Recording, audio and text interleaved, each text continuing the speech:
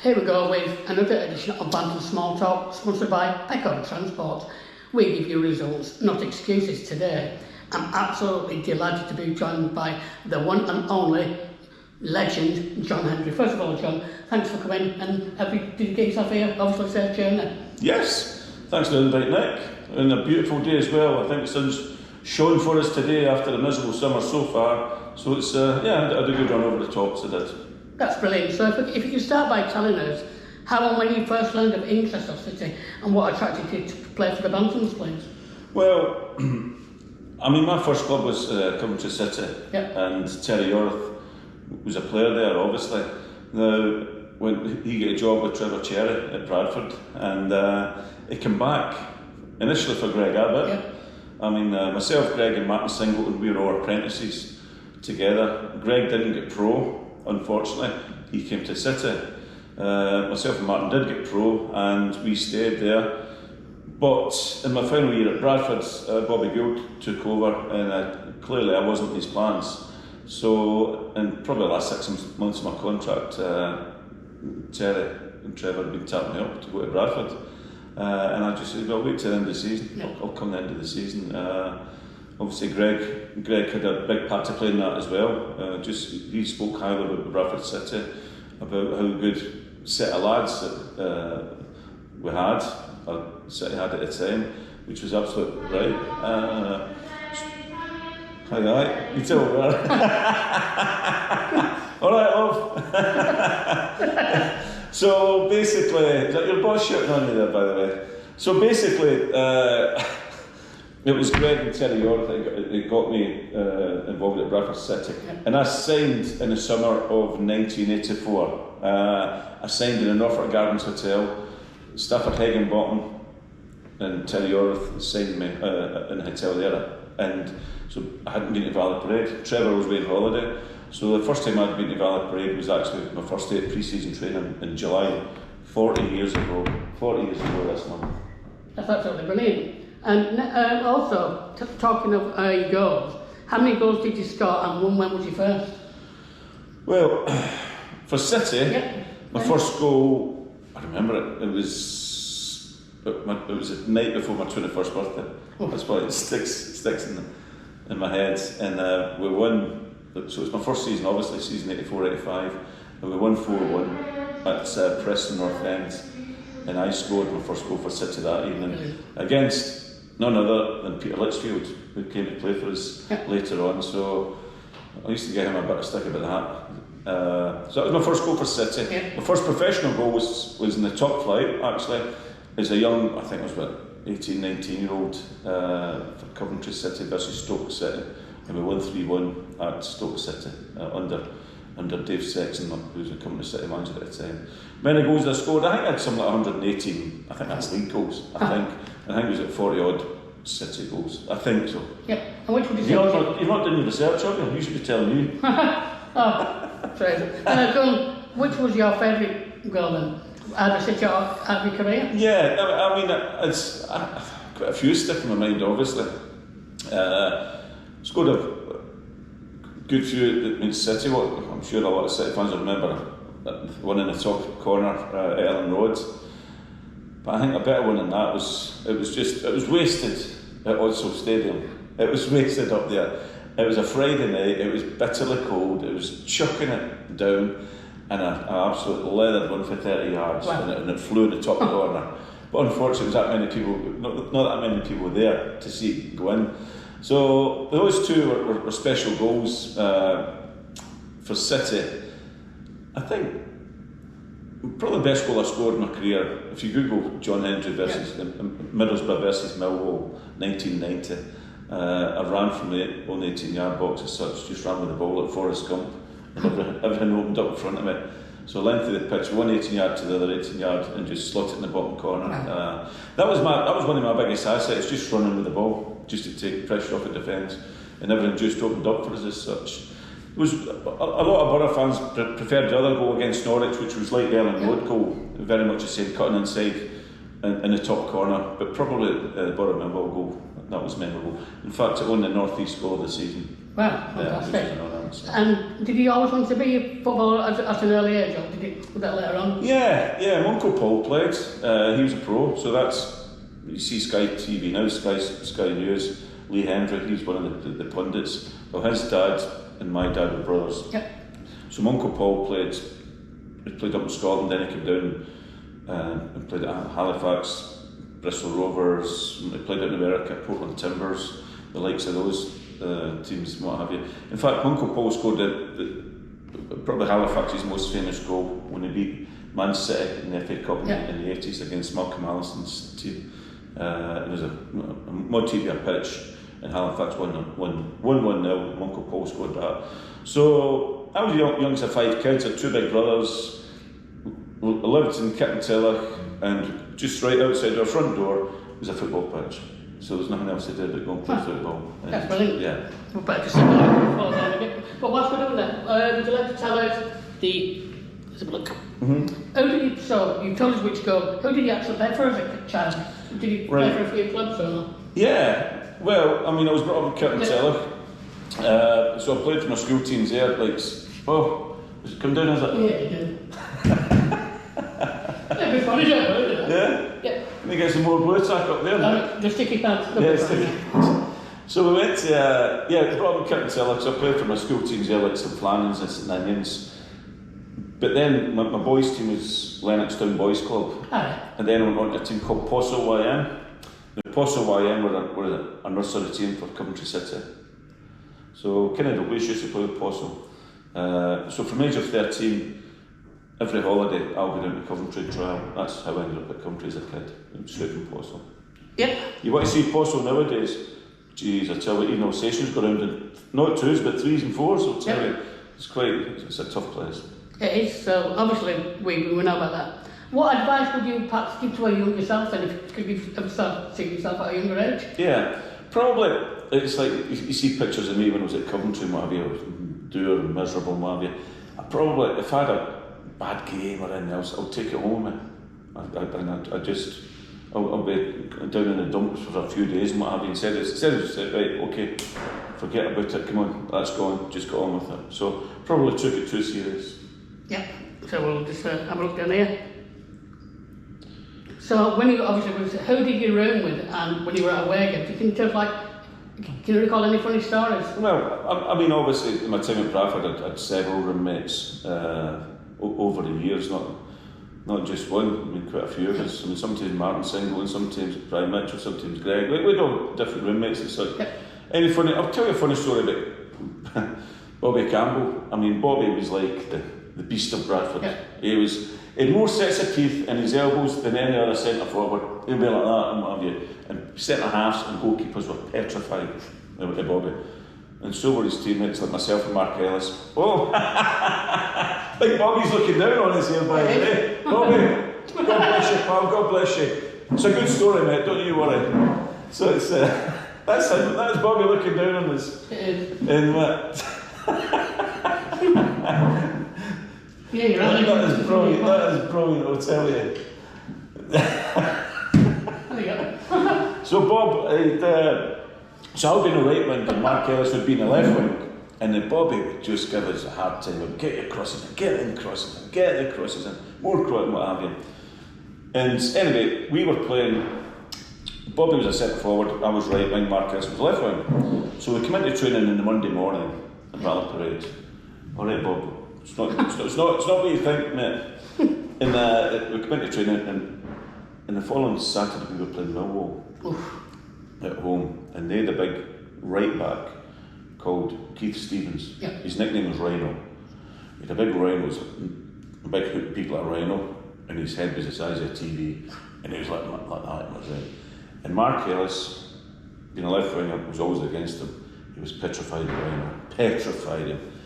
So on the Monday, I came in and Campbell goes to Mark Ellis, he starts singing, 5 days to Rhino, Rhino's gonna get you. And Mark says, shut up Bobby.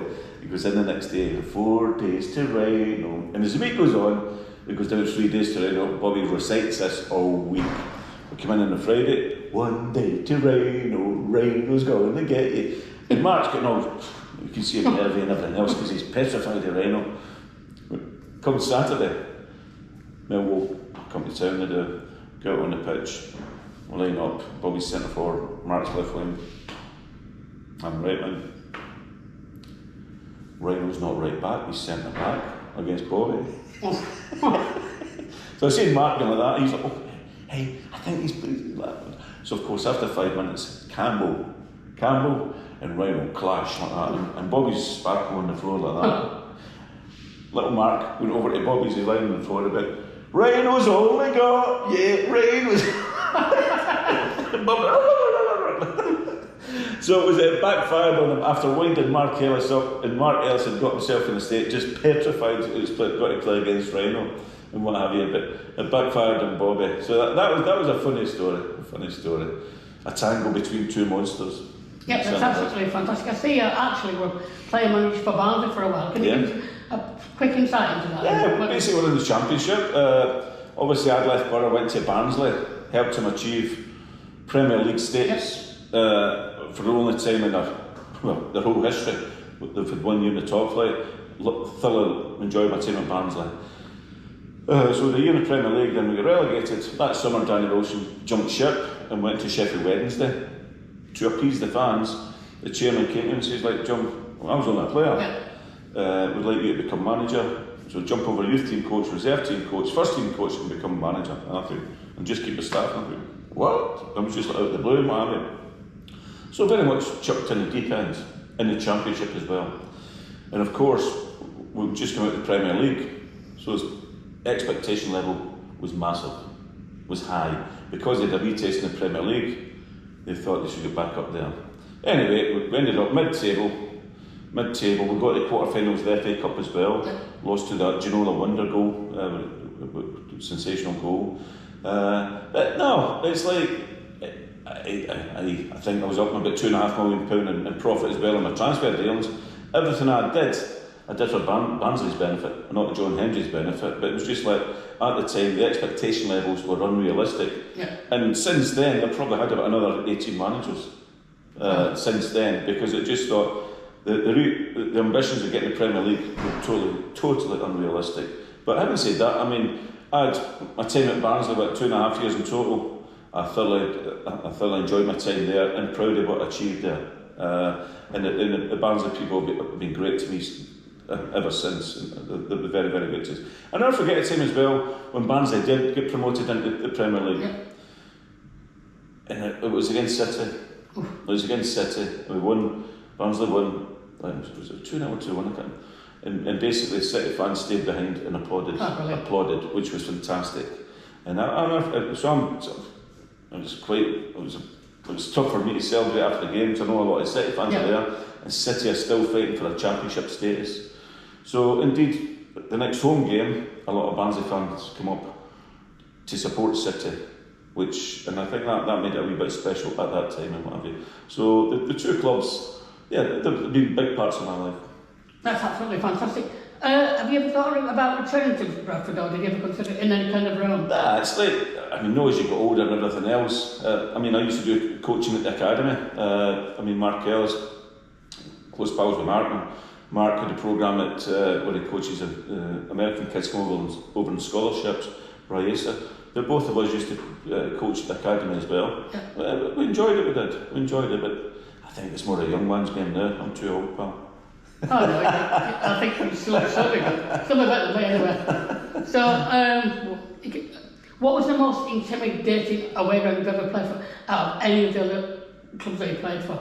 The most intimidating away ground you felt threatened? Yeah, it was. I tell you, it was Millwall. Millwall was. I remember I first played there. Probably the first season. That was at the old ground, the old den as such. And they were right on top of you, and all the supporters were fenced in, and thick fencing as well. Even the tunnel was fenced in, and it was as if you were caged in. It was, and I tell you what, that was so intimidating. When you've got old guys, old dockers, not kids, old men, spitting and throwing coins at you and everything else, and giving you dogs abuse. for me, at the age of 20, it was the first time I went there, and it was still an eye-opener. And you see the new den now, that's nothing compared to the old place. That's intimidating as you'd get. Obviously, you've been playing football a long time. When you were a kid, who did you want to emulate? And like, especially with your hero, you wanted to be like them. As a wee boy, initially Jimmy Johnson. I was a Celtic fan as a boy, and then latterly Kenny Dalglish. Kenny was my hero as well, because I thought he was a marvellous player.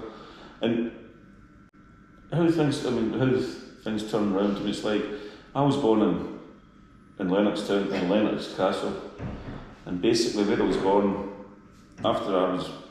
when I was born, part of it was a maternity hospital, and not long after it became a mental hospital. Not after I was born, not before, right? And and it's now Celtic's training ground. Right. So Lennox Castle is where Celtic trained, and that's where I was born. So that's my connection with Celtic. But regarding my hero Kenny Dalglish, I remember he brought his team when I was at Middlesbrough. Yeah. First year with the Premier League, and he brought his Middlesbrough team to Ayresome Park. Shearer, Jason Alcox, Stuart Ripper, all those guys, something. And Borough beat them 3-2, and I got a hat-trick against my boyhood hero Kenny Dalglish.